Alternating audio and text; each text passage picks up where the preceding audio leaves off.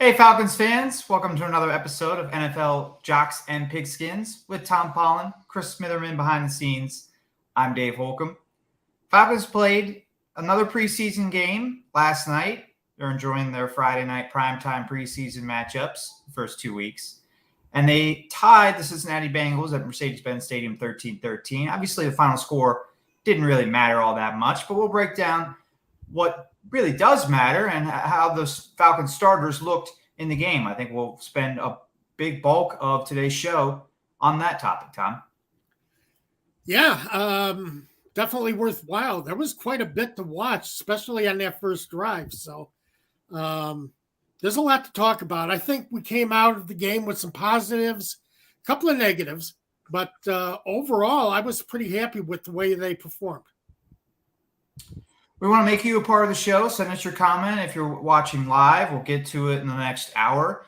If you're watching on replay, tweet at us at TJ Pollen, at DM Holcomb. And of course, if you can support the show, that would be awesome. Give us a like on Facebook or YouTube. Subscribe to our channel on YouTube. A lot of other great Georgia sports content on the channel, Atlanta Sports Unlimited. So give us a subscription and you can get those videos sent directly to you if you set up the ability to do that after you subscribe. So that's a great way to support the show. Also, signing up for Prize Picks is another great way. When you do sign up, use our promo code ASU.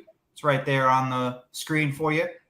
And when you use that code, you get a 100% match on your first deposit up to $100. So some free money to get started in Prize Picks. And it's a great fantasy app to use during the NFL season. Yeah, it is. A lot of fun. Again, all the frustration of fantasy football.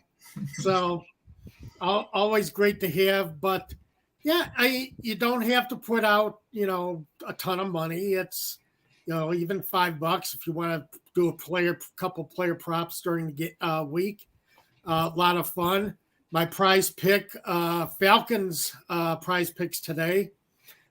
100+ rushing yard games this year. They have Bijan Robinson at 4.5 for 100+ rushing yards. So that's your over under for rushing yards. Yeah, Bijan Robinson. He's the only one listed as far as the Falcons go. So should be interesting. Looking forward to seeing if they. I would say. Based on what we saw yesterday, I'd say that's a pretty good one to go take an over on. Yeah, I think the over is going to definitely be the most popular with that one. Keep in mind, though, receiving yards aren't going to be counted. It's not scrimmage yards; it's rushing yards. Right, so, rushing yards. Robinson's going to be used a lot in the running game, but also he's going to get a lot of targets, and that wouldn't count towards that category. Yeah, he would, but I still think, a pretty good. A nice one to take the over on. I like that one. So everybody immediately take the under. That's right. Well, we saw Robinson for 12 snaps yesterday, where the offensive starters, most of them played only one drive. Yeah. We did have Matthew Bergeron, who's a rookie, who probably wouldn't be starting if not for Matt Hennessy being on IR, which is something not related to last night's game, which we'll probably discuss a little bit later. But Bergeron was the only one who played more than one drive, and I think he only played 2 drives. So it was a small sample. Well, I shouldn't even say again. It was a small sample. Last week we had no sample. So what was you said there were positives and negatives when we started the show. How about we start with the positives? What was the big positive for you from last night's game for the Falcons? Well, I liked how Bergeron played. Very strong at the guard position. Desmond Ridder, I mean, how can you argue with what he did? Outstanding back shoulder throw to Drake London, and London was able to stay in bounds, make the catch, put it only where London could get the ball. So just fantastic play there. But couple of smaller passes. I mean, yeah, Robinson and and Pitts had to one hand a couple of balls, but they weren't, 10 yards over their head or 5 yards away. They were within a place where they could get their hands on the ball, make the catch, make some positive yards. The fact that they had 5 penalties on the first drive and still got within the 5-yard line, that's pretty amazing in itself. That's true. So, yeah. So I like what we saw out of Ritter. I like that first run by Robinson. That was just, he just slipped right through the line of scrimmage. Nobody touched him. And, great elusiveness, speed, hit the hole hard. So how can you, a lot of positive to look forward to when the season starts. I don't think we're going to see these guys next week, but they gave you something to be hopeful for. Yeah, I pretty much concur with everything you said. I would be maybe a little less positive. I don't know if I just want to be a contrarian because I saw a lot of positivity on Twitter. The Falcons announcers on NFL Plus, I was watching the replay. I didn't watch it live. They were super hype. Like they were the conductors of the Falcon hype train. Yes, they were. I watched that. On board they were with positives about Ritter and everything. It would have been nice to see the drive in with points, even if it would have been a field goal. And the penalties are concerning to me. Maybe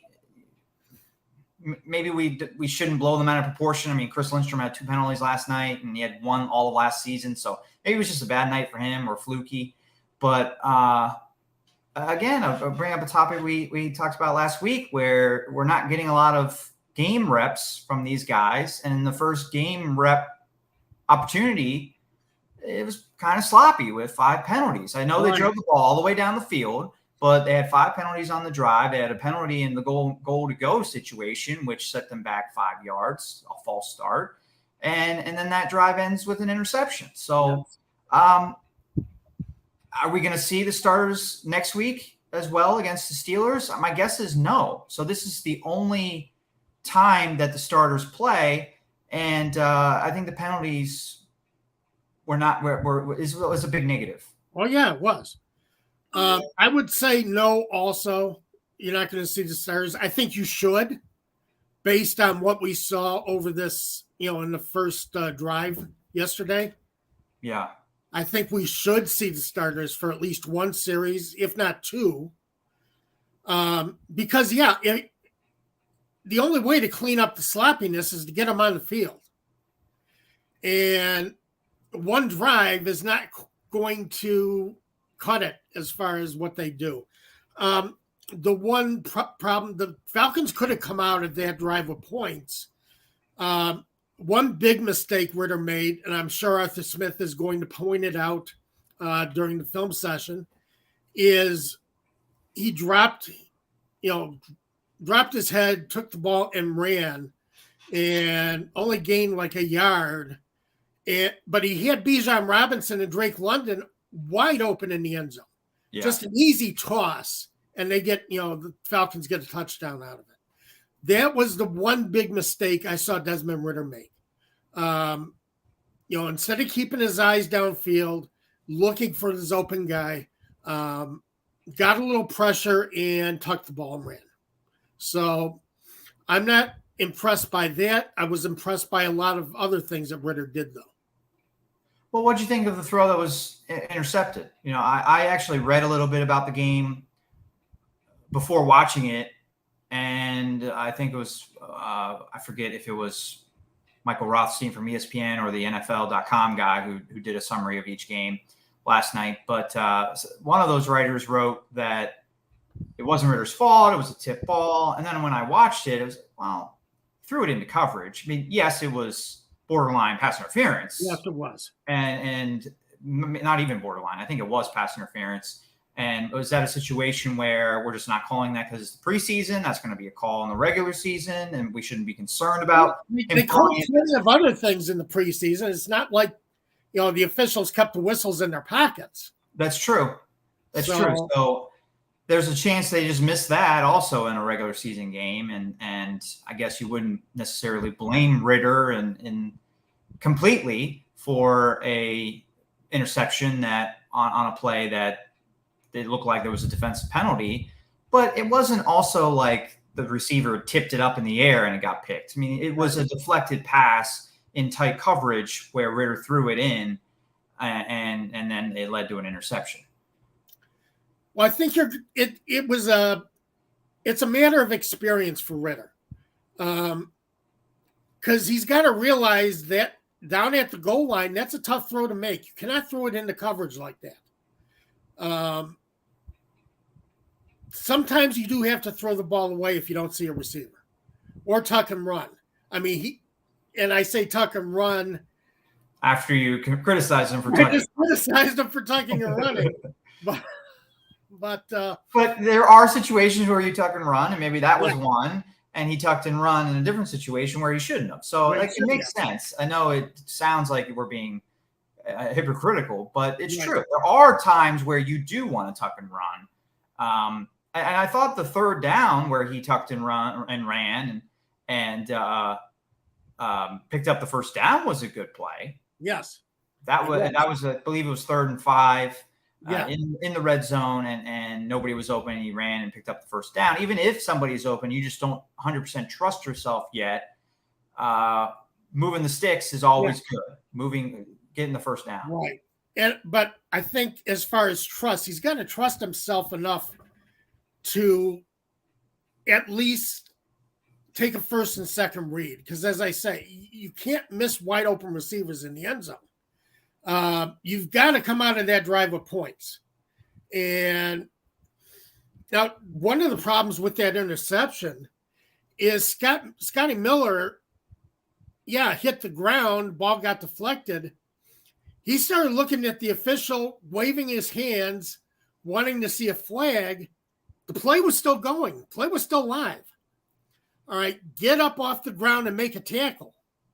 Or, pursue, do something. Make your case with the official after the play is over, after the whistle blows. You got to keep playing. You can't just assume you're going to see a flag, or you can't make your case to get a flag while the guy's running downfield the opposite direction. You got to do something about that. So that was a big problem with that play that I had is Miller,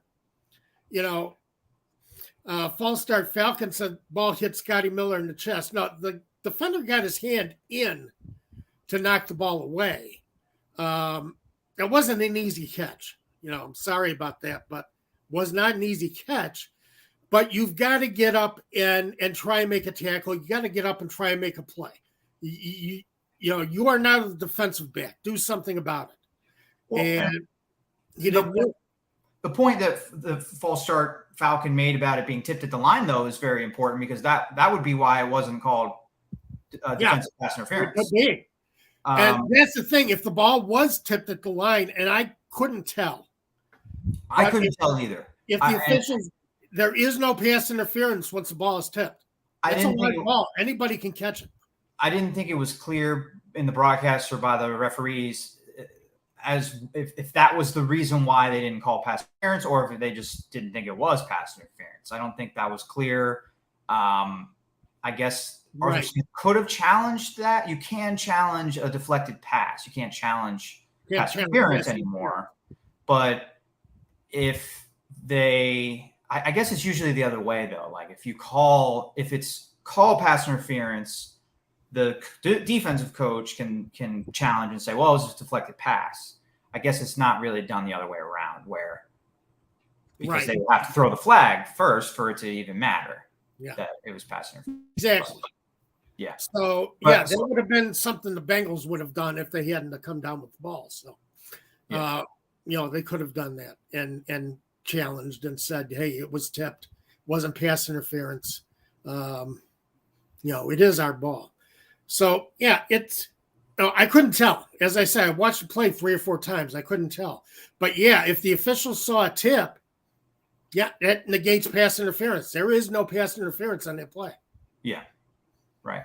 But, again, Scotty, Miller has to realize that and get up off the ground and realize if it's not called, there might be a reason it's not called. Get off the ground and try and make a tackle or pursue and do something. Don't stop playing just because you think you were interfered with. Bowling Ball 98 shares our disappointment that drive in a goal-to-go situation ended in 0 points. We agree, Bowling Ball. Gary asks a question about Robinson. Does he look better or worse as a first-round pick after last night's game? I mean, there's been a lot of hype around Robinson, so it's going to be hard for him, quite honestly, to live up to it. But there isn't any indication to me that he's not going to. He looks great. So he's looked great in training camp, in practice. Last night was the first game action we've seen of him, and he looked good. He looked really good. So first tackler usually misses. He's able to evade the first tackle. So that was impressive enough. And you can't tell off the number of carries. What do you get? 4 carries? You can't really tell a lot about 4 carries, but you do have to be impressed by a couple of the runs that you saw. And that it shows that there's plenty of possibilities with Robinson. Again, he was open in the end zone. He could have easily have had a receiving touchdown. Well, back to Miller in the wide receiver room for a second. Miller had 5 targets, only had 1 catch for 5 yards. It was a disappointing outing for him, I thought, overall. But some of the other depth wide receivers looked really good. I guess we should start with the stars. Drake London looked in limited opportunities, but he looked good. Kyle Pitts had just the 1 target and was a one catch for 9 yards. Thought that was a nice play, the one-handed catch that you mentioned. So obviously not a wide receiver, but a pass catcher. And some of the other guys, depth guys that I thought looked good, Tom. Josh Ali had 3 catches for 39 yards. He had the 21-yard catch. Xavier Malone, I thought, had another nice day. 2 catches last week for 50 yards. This Friday had 2 catches for 33 yards. And JJ Arcega-Whiteside, I don't think I would rather see them keep Ali and Malone than Arcega-Whiteside. I think he's been one of the biggest disappointments in recent memory at wide receiver, being a second-round pick and just really doing nothing with the Eagles. But, I mean, he had a 27-yard catch, almost scored a touchdown, was out of bounds at the 1-yard line. So he had a pretty nice day as well. Oh, he gave it everything he had to get that ball to the pylon. Yeah. That was an impressive attempt to get that ball into the, past, breaking the plane to the goal. So I give him a lot of credit for that one. That was a hell of an effort. But, Josh Ali kind of made up for the drop pass last week, showed you what he really is capable of, made a couple of tough catches. So you had to like that. I love Xavier Malone, Zay Malone. This, I like how he handles himself on the field. He has an eye for the football, knows where, great sure hands. I know he dropped that last pass in the end zone, but that would have been a tough catch anyway. Even if he had made it, it would have been a spectacular catch. That last ball thrown by Logan Woodside, trying to get that before they kicked the field goal to tie it up and finish the game. So, and thank God, I am very thankful for no overtime in the preseason. Right.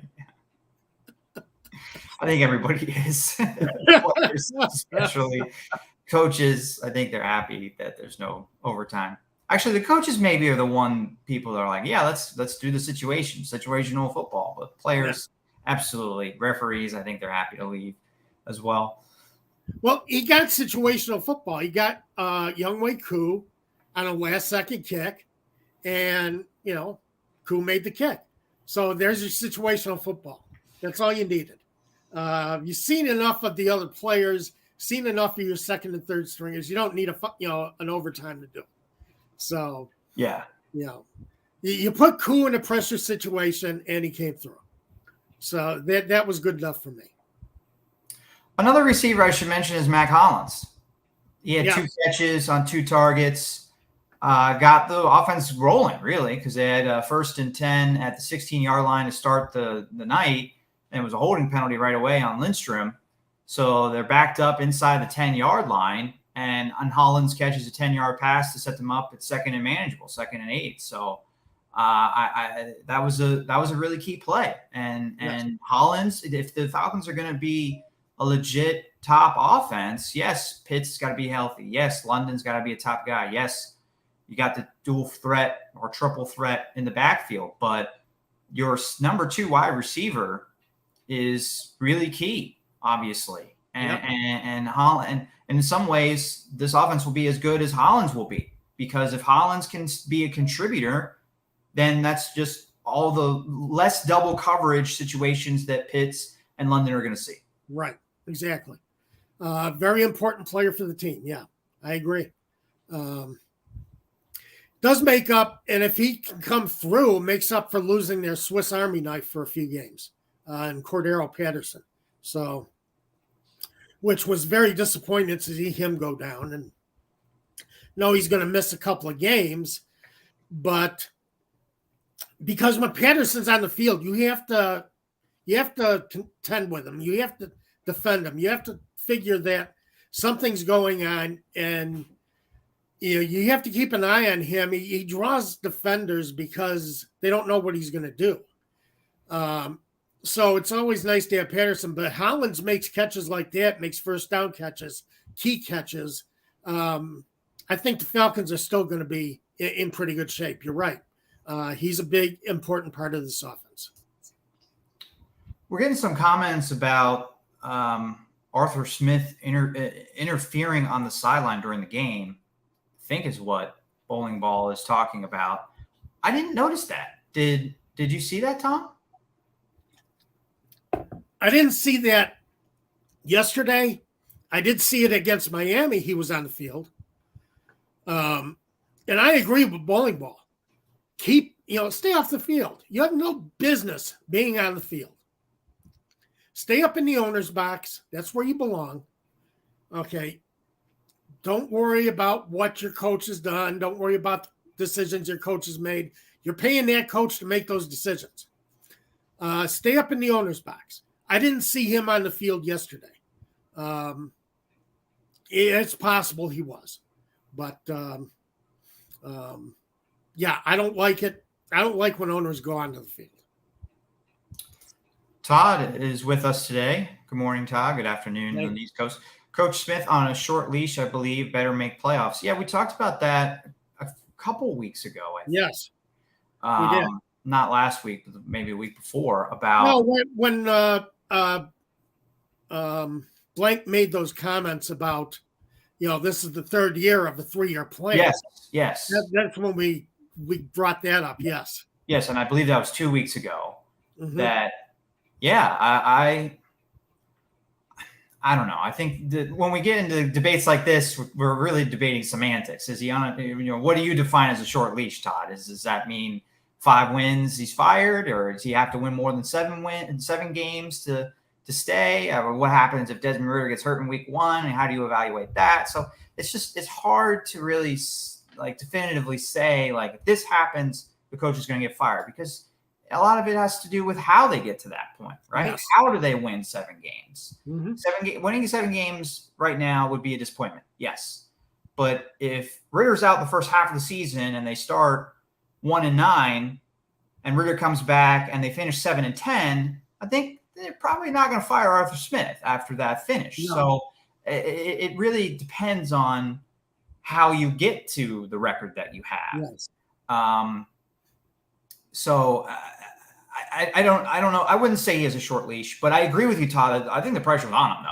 I definitely think there has to be significant improvement, not necessarily in the win column. It all depends on what happens with injuries and right. such. Exactly. But I do think that we have to feel that this team is better at the end of this season than we did last January for Arthur Smith to stay as head coach. And if it stays the same, he enters next season on the hot seat. If it's a big regression, he could be fired. It's kind of how I view it. Right.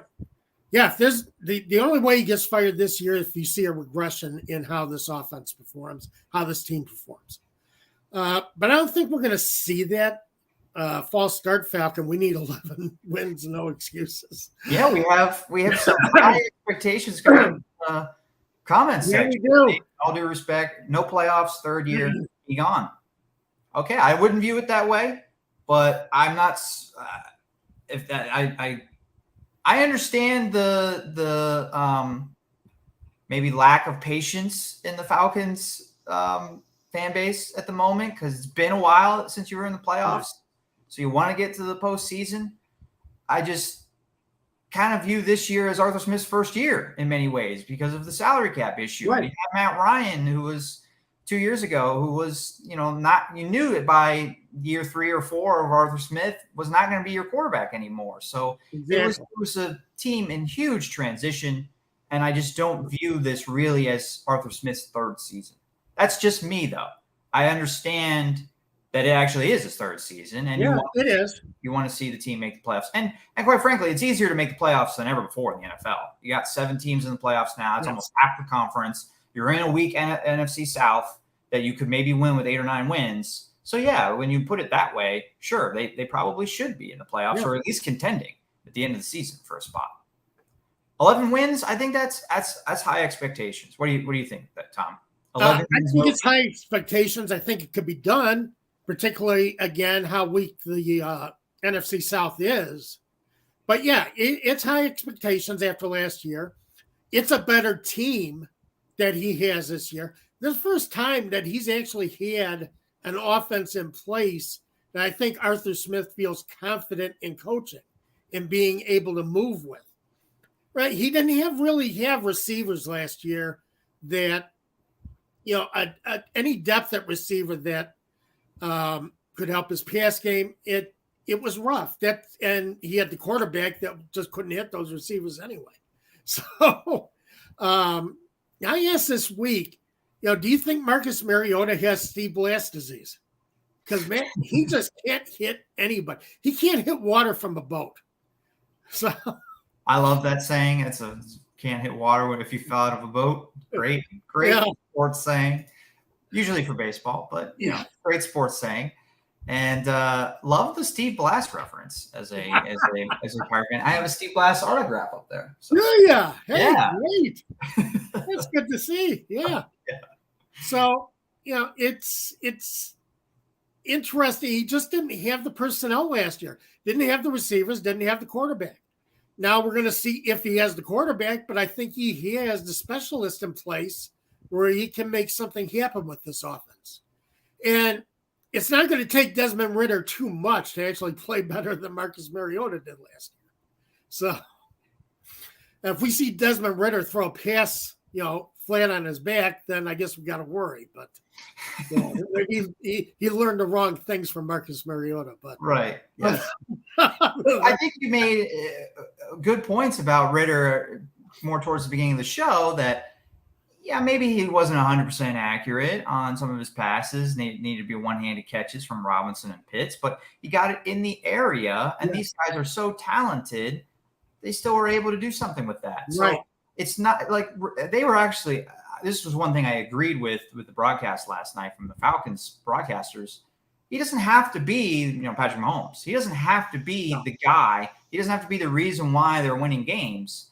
He's kind of the point guard. He's kind of the guy that he wants to get rid of the ball quickly, avoid pressure, and even if he's not going through all his reads yet, he's, getting the ball out of his hands quickly and getting it into his playmaker's hands. And if the first read isn't open, maybe get to the second read or tuck and run, like on that third down play and pick up the first down that way. Yeah, that's the thing. You've got people in place to do the damage. And this is kind of the point I made last week with the Bears with Justin Fields. Everybody was like, well, he threw 2 touchdown passes, but, how many air yards? 5 air yards, for those 2 passes. But the key is you are the guy, you are not paid to do the damage. You are paid to get the ball to the guys who do the damage. Yes. And as long as you're doing that, that's all we need to see out of Desmond Ridder.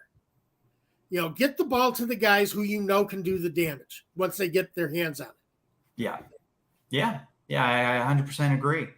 Pantera, back to the playoff debate, says playoffs is the goal. Beyond that is good. That's generally in one sentence. I agree with that. That's how I view the Falcons. Playoffs is the goal. Doesn't mean if you don't reach your goal that yes, it would be a disappointment, but doesn't mean you fire the coach. Right. Is what I would say. But I do agree with Todd that there's pressure on Arthur Smith. There's no doubt there's pressure on him. Now, the other thing is Desmond Ridder actually, can he carry through to the season what he showed last night? Maybe he isn't the answer. Is that Arthur Smith's fault? That's another thing you would have to ask. Maybe he does have a rough season. Maybe he throws more of those, tries to force more passes in coverage, and misses too many open receivers. And, maybe that's what you get out of Desmond Ridder. Now, do you think Arthur Smith has to go, needs to get fired, or is it a matter of now we need to really buckle down and find our quarterback? That's kind of what you're looking at. How does it happen? So if Ridder plays well, I see this team as a playoff team if Ridder plays well. Yeah, I agree with that. If Ridder plays well, they're going to win the NFC South. But at this point, I think Smith and Ridder are tied together, or at least Smith is tied to Ridder. I don't see a situation where Ridder struggles and then Smith gets a chance to develop another quarterback that they draft high in the draft. I don't think that's going to happen. Unless I guess there is a situation where, like, if they win 10 games despite Ridder playing poorly and they're in the playoffs and then they kind of decide Ridder has a horrible playoff game or something, and they decide, okay, we're going to draft a quarterback in the first round next year.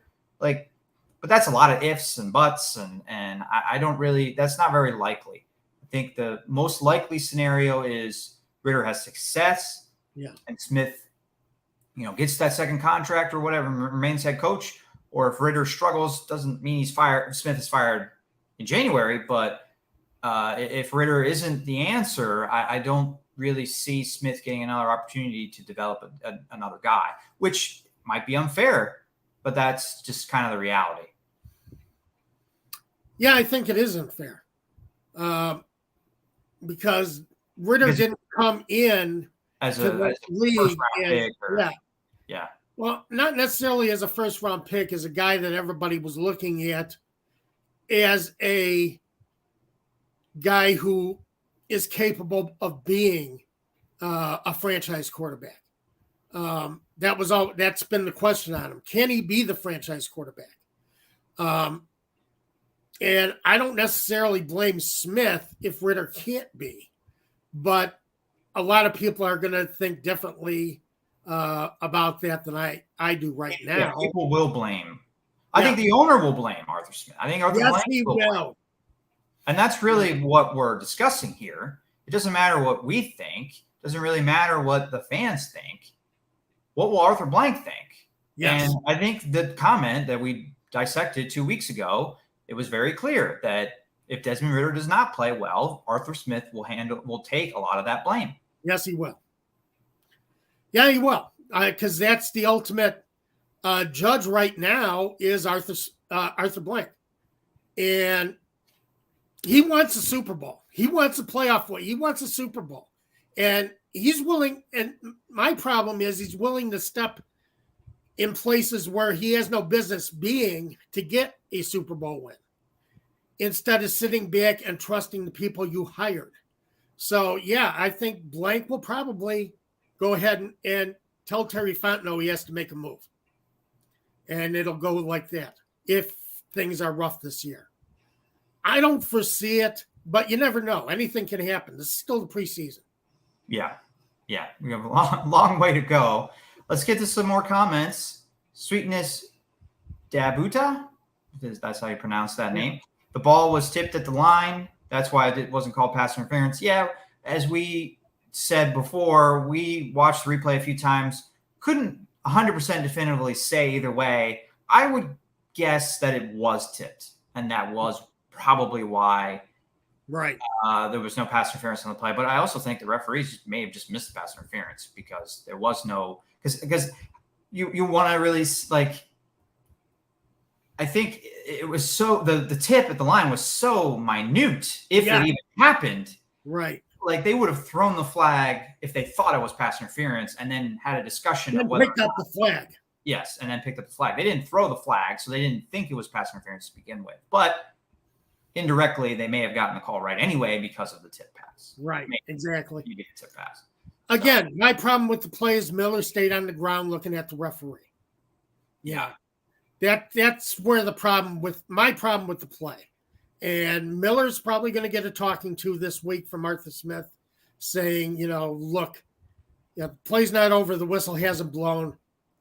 Get back up and do something about it. And I think the fact that he only had one catch and 5 targets, the fact that he didn't get up and try and do anything to make a play after the interception does not bode well for his roster chances right now.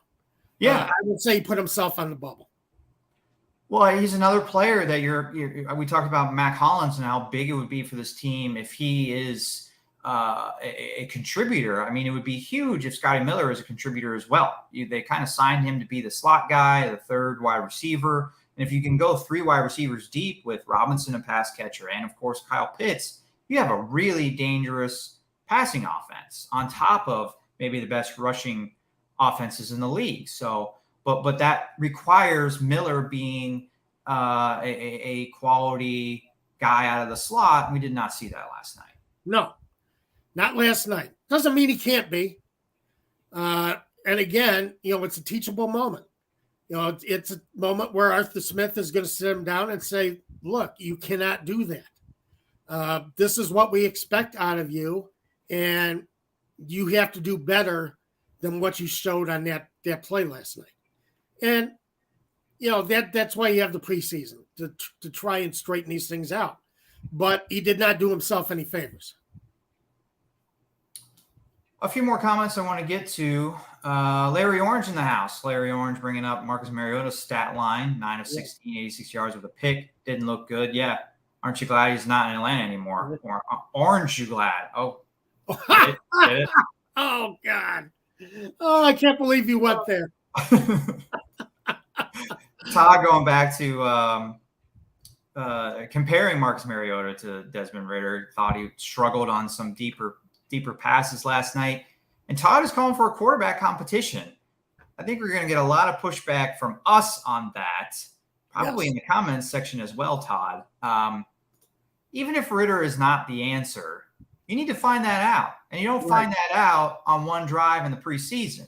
And you don't find that out even in 4 basically meaningless games in December and January last year. So,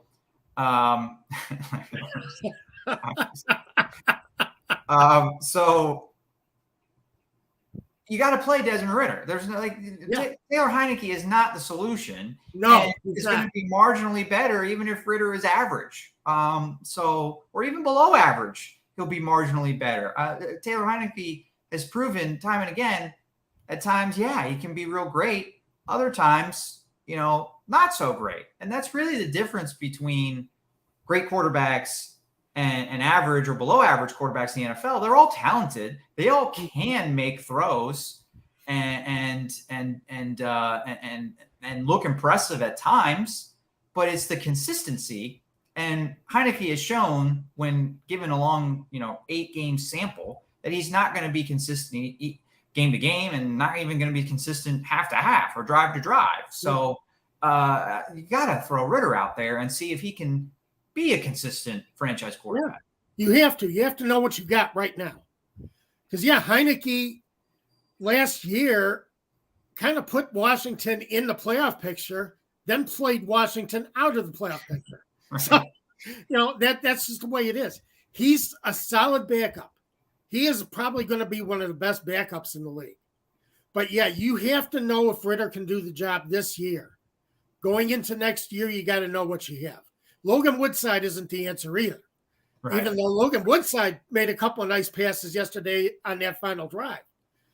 Really nice touch, a couple of nice passes, but he's not the answer. And Heineke's not the answer. We got to know this is your second-year quarterback. You took him in the third round. I know, not first round. Projected as late first, early second round. You got to find out what Ritter can do. And this is the year you find out. And if he can't do it, you have a window to make that change because you have plenty of younger guys around him to bring in a better quarterback and still make those guys useful. You're not looking at the end of a playoff window like we were with Matt Ryan. This is a team that's being built for the long haul. So, but you got to find out if Ritter can lead this team now. Yeah, absolutely. Absolutely. And welcome to the NFL or NFL talk radio or whatever, because you got one fan saying we need a quarterback competition. You got another fan hyping up Ritter and saying he's the best quarterback that we've seen in the draft the last 2 years. So Sweetness Dabuda is putting I think it's Debuta. Debuta is putting Ritter ahead of Love, Pickett, Young, Lance, Wilson, Richardson, Fields, who was part of the draft 2 years ago. So not one of the last two drafts. Right. One of the last 3 drafts. And Love was about. Although Sweetness did say the last three years in his previous comment, not the last 2, the last 3 years. So, I mean, it's too small of a sample for me to say that. Pickett looked pretty good last week on his one drive. So we'll see Kenny Pickett again tonight. And Justin Fields has looked really good. Justin Fields has looked really good in the regular season too. Yes, he was. So I think you got to see a lot more from Ritter to make that claim that he's. I agree. Smart Rides comment. I want to look at that real quick. Why do we keep wondering what Ritter is? We see what Ritter is. This is it. He's given us everything he's got. This is it. It's the preseason. And we've seen him on one drive. And we saw him at the end of last season with kind of a limited roster, with limited weapons. Played well his last, had a rough debut, but played well to finish the season. But you just don't know right now until you see Ritter in the regular season. See him as the guy, as your starting quarterback. And that's what it amounts to.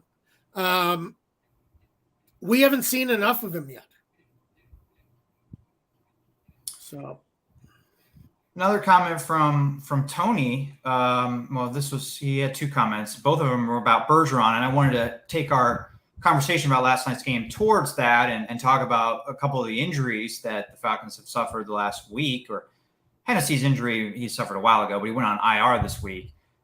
Tony says Matthew Bergeron was really impressive last night. He didn't allow Cincinnati starting DT to do anything. Then he compared him to a steel wall that no one could get past. And that would be huge. I agree with you, Tony. I thought he played really well.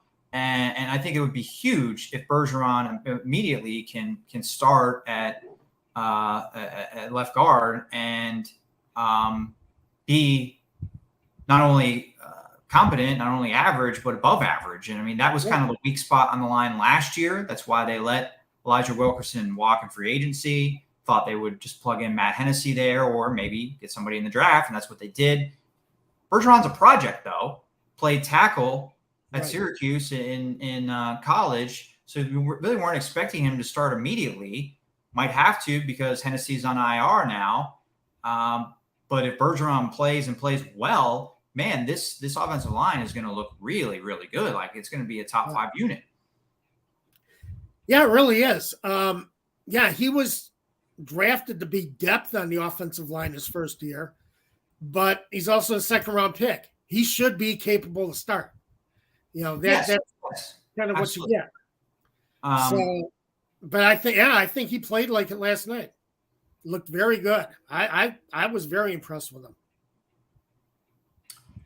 Yeah, and the offensive line overall didn't play well. Again, we've already mentioned the penalties, but Lindstrom had 2 holding penalties. McGarry had a false start. So it wasn't a great overall night for the offensive line, but I still think that group has a lot of potential. I mean, Chris Lindstrom, I think, is an all-pro candidate.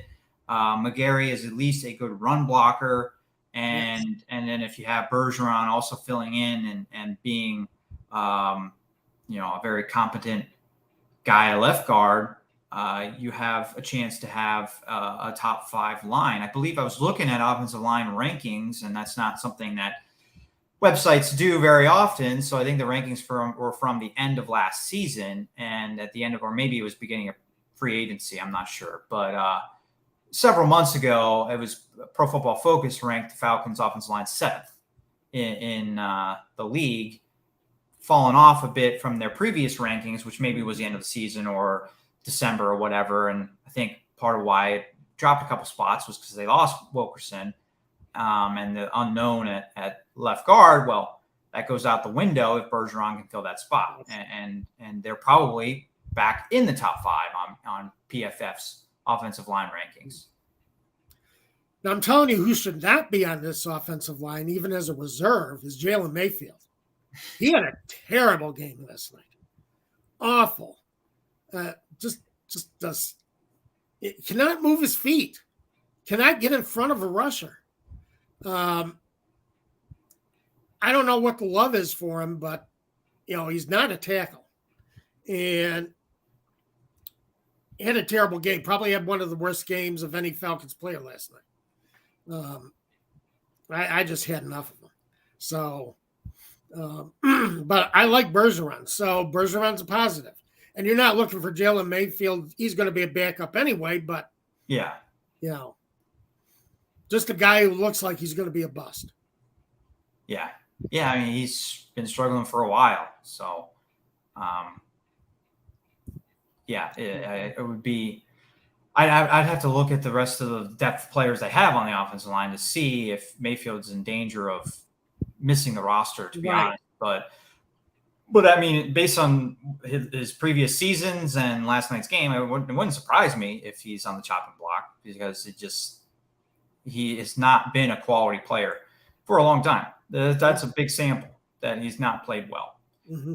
Smart Ride asks an interesting question going back to quarterbacks. Yes. I hate that we as a fan base have to be divided on quarterbacks other than winning. What do y'all think can bring this fan base together? I really don't know, Smart Ride, because you have Matt Ryan, and he led you to a Super Bowl, and he won an MVP doing it, and he was a stand-up guy in the community, should be remembered as the best player in Falcons history, in my opinion.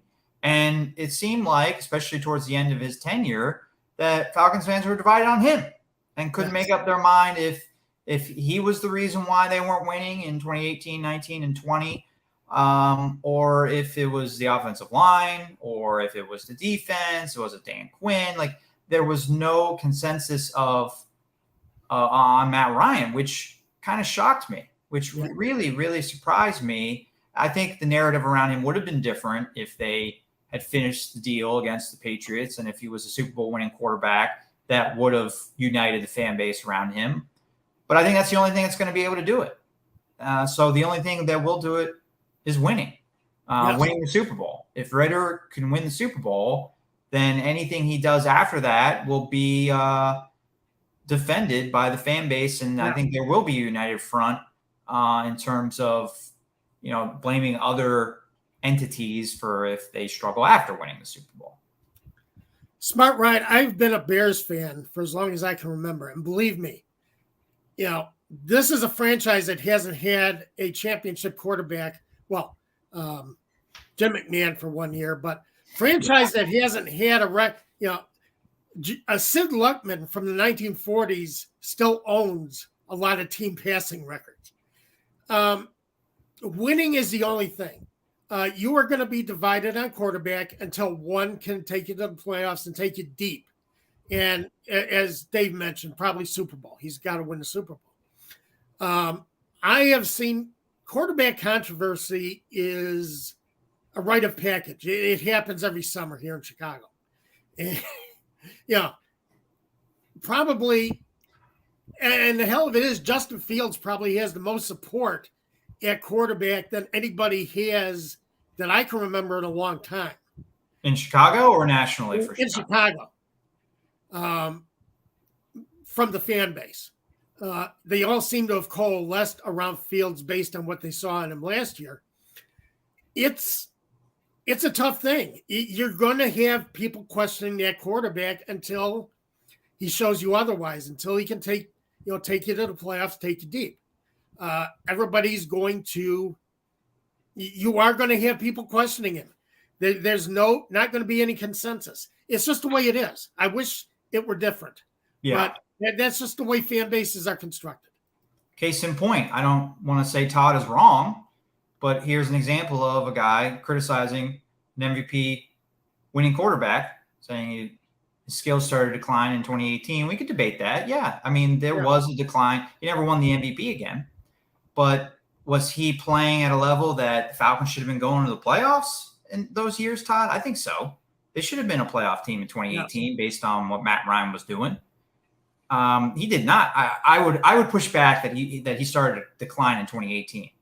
I don't have his stats in front of me, but I believe he had 4,800 passing yards in 2018, and he was sacked 47 times. Let's take a look here. Oh yeah. Hey, I'm ready. How accurate was I? How many passing yards? 2018, he had 4,924 passing yards. So I shortchanged him. He almost had another five. He almost had a 5,000-yard season. I think that's his most passing yards in his career. Yes. In a season. Yeah, it was. And part of that was he was asked. Super Bowl year was 4,944. Okay. So he had very similar stats in 2018 as he had when he won the MVP. Right. And exactly. but they didn't win many. I think Tom's saying they won. Todd. No, they won more than 5 games. They won 7 games. 7 games. It was 7 and 9. 7 and 9.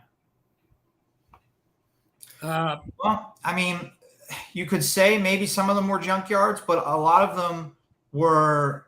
There was more pressure on him to throw because they didn't have a running game either. I mean, by 2018, Devontae Freeman, Kevin Coleman were not the two-headed monster they were in 2016. Right. So a lot more of the offense fell on Matt Ryan, and he was getting hit and sacked a lot.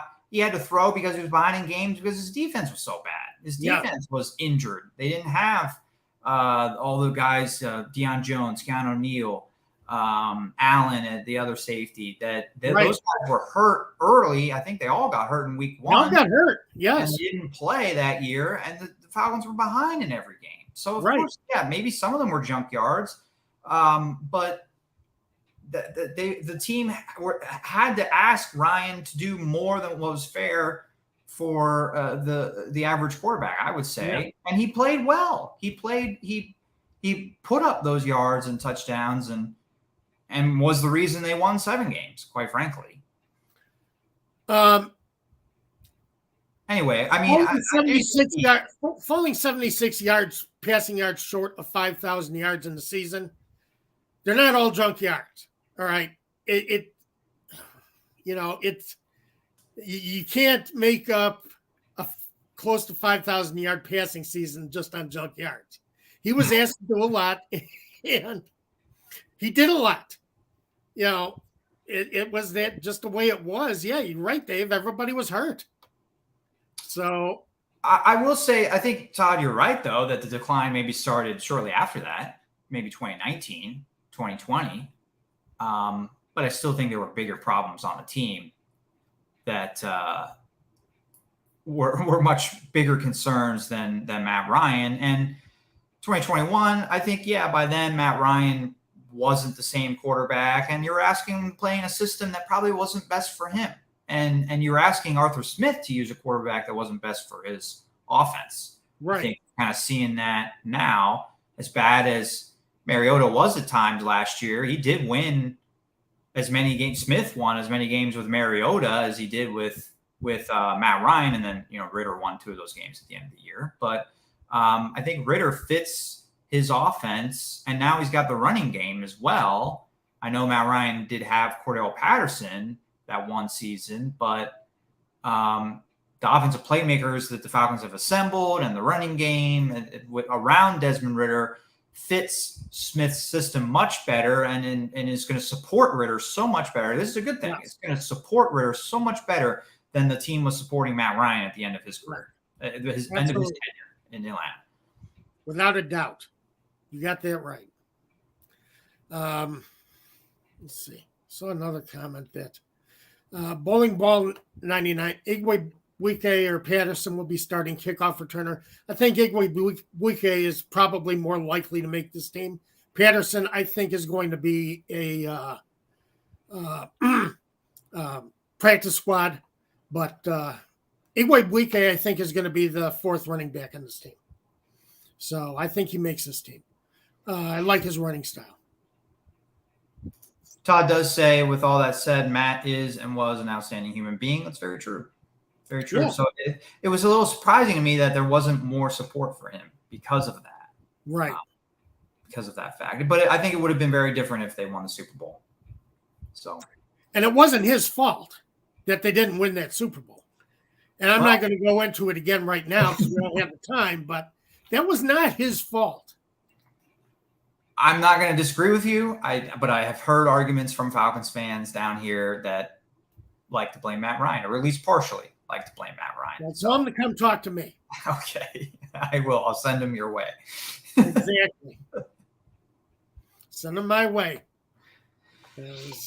Well, we have under 5 minutes left in the show. Is there any other notable things that we didn't get to yet from last night's game that you want to mention here in the last couple minutes?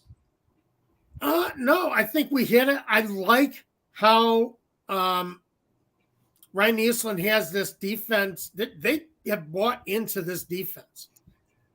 They are playing hard. It was nice to see Calais Campbell get a series last night. Yeah. And Grady Jarrett do a little playing. But this defense was flying to the ball. They didn't finish plays like they could have. They missed, finishing some pressures. And that's one of the reasons why I think pressures is an overrated stat. They got plenty of pressures. But, the Bengals quarterback still made the plays. Yeah. So, you got to finish it. You got to make that sack. So they got close, which is a lot more than we could say for the last couple of years. Right. Yes. But you got to finish those. But I like how they fly to the football, how that defense flies around. They play hard. It's going to be interesting to see how they meld as the season goes on. Yeah, we didn't really talk about the defense enough. I thought they played very well again last night. There are certain situations I do think that I'm not 100% sold that that's how it would go in a regular season game. I think they would be giving up a lot more points in a regular season game because coaches are going for it on fourth down and goal to go situations, and they're not at the 1 yard line; they're at the 5 yard line, and that's fine. You're getting reps in for your offense, but I guess I'm kind of trying to stop the hype on the defense with these comments, but I do think they're playing very well. I think I'm encouraged by the pressure, even though they're not finishing. They didn't finish a ton last night. I was still encouraged that they were getting that pressure because that's something we haven't really seen in a while for the Falcons. So I don't think they were getting it last year, but they actually were. They were dominating the line of scrimmage. They were making things happen, and I really was encouraged by what I was seeing. So, we'll see how it develops, but I do think this defense is capable of playing a lot better than we saw last year. Todd wants to put us on the spot. Record, and will they make the playoffs? I'm going to go. I really haven't made my final decision on this, but I will say 9-8. And that wins the NFC South. Okay. Sweetness is very confident, no less than 11 wins for you, Todd. So make sure you get Sweetness on record as well. You can screenshot that one. Yeah. 11 Well, wins. as I say, Matt win, Mike on the show made a bold prediction saying the Falcons are going to make the NFC Championship game. So, we've seen some bold predictions coming out of the season on this show so far. So that'll be interesting to see. I think the way the Falcons schedule sets up, I think 11 wins are very possible this year. And I think the NFC South is theirs to lose. So, yeah, I like the schedule the way it lines up as well. That's why I think I know I went on the low side with 9 wins, but I expect them to have a winning season.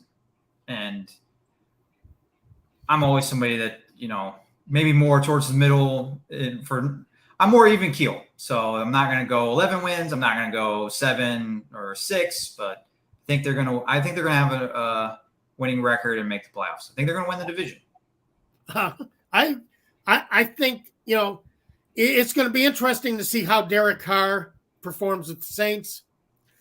I have jumped off the Baker Mayfield bandwagon, and Bryce Young is still, hasn't showed me much in the preseason. Yeah. I think that, Falcons and Saints are going to contend for this division title.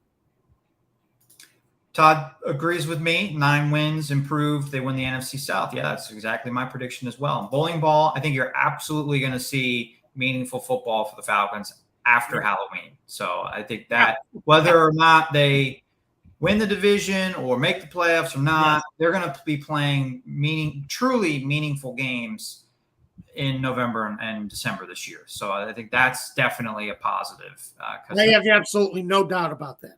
Yeah. So thanks everybody for tuning in. We have another question from Smart Ride, but Smart Ride, we'll save it for next week. We'll try and get to it next week. We try to get to as many comments as possible, but today we're out of time today. Thanks for tuning in, everybody. Download Prize Picks when you get a chance. Use our promo code ASU. When you do, get you a 100% match on your first deposit up to $100.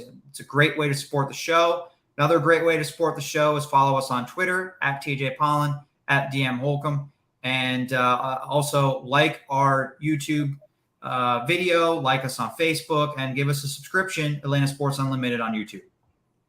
Absolutely. Great input this week. A lot of great comments. A lot of fun seeing everybody participating in the show, and we enjoyed it and hope everybody has a great week.